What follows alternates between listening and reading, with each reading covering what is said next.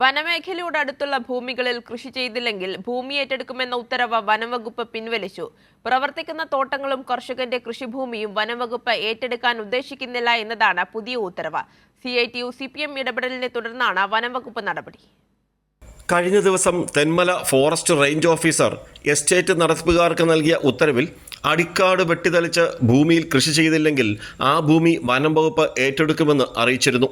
ഈ വിവാദ ഉത്തരവ് പിൻവലിക്കണമെന്നാവശ്യപ്പെട്ട് CITU രംഗത്തെത്തിയതോടെ നിലവിലെ ഉത്തരവ് തിരുത്തി സ്വകാര്യ എസ്റ്റേറ്റ് ഭൂമിയോ കൃഷിഭൂമിയോ പാട്ടത്തിന് കൃഷിക്കായി നൽകിയിരിക്കുന്ന ഭൂമിയോ ഏറ്റെടുക്കില്ലെന്ന് കൃത്യത വരുത്തി പുതിയ ഉത്തരവ് തെന്മല ഫോറസ്റ്റ് റേഞ്ച് ഓഫീസർ ഇറക്കി.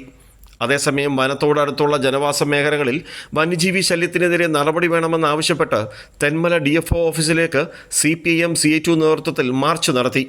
വനം വകുപ്പിന്റെ വിവാദ ഉത്തരവ് കത്തിച്ച് പ്രതിഷേധിക്കുകയും ചെയ്തു.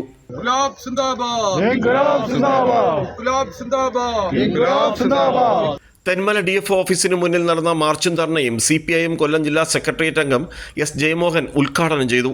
വന്യജീവി ആക്രമണത്തിനും കൃഷിവിളകൾ നശിപ്പിക്കുന്ന വന്യജീവികളെ വനത്തിനുള്ളിൽ സംരക്ഷിക്കാൻ വനം വകുപ്പ് തയ്യാറാകണമെന്ന ആവശ്യം ഉന്നയിച്ചുകൊണ്ട് വൻ പ്രക്ഷോഭ സമരങ്ങൾ ഉയർത്തിക്കൊണ്ടുവരുമെന്ന് S. ജയമോഹൻ പറഞ്ഞു. ശക്തമായ നിലയിൽ വനമേഖലയിലെ ജനങ്ങളുടെ ജീവനും സ്വത്തിനും സംരക്ഷണം ഉറപ്പാക്കിക്കൊണ്ട് അവരുടെ കാർഷിക മേഖലകൾ സംരക്ഷിക്കപ്പെടാൻ ഉതകുന്ന നിയമനിർമ്മാണം കേന്ദ്ര സംസ്ഥാന ഗവൺമെൻറ്റുകളും വനം വകുപ്പും അടിയന്തരമായും തന്നെ കൊണ്ടുവരേണ്ടതായിട്ടുണ്ട്. അതിനു വേണ്ടിയിട്ടുള്ള വലിയ പ്രതിഷേധങ്ങളും പ്രതികരണങ്ങളും പ്രക്ഷോഭ സമരങ്ങളുമൊക്കെ ചെറുതും വലുതുമായ രൂപത്തിൽ ഇന്ന് ഉയർത്തിക്കൊണ്ടുവരികയാണ്. അധികാരികളെ ശ്രദ്ധ ക്ഷണിക്കുന്നതിന് വേണ്ടിയിട്ടാണ്. T. ചന്ദ്രാനന്ദൻ അധ്യക്ഷത വഹിച്ചു.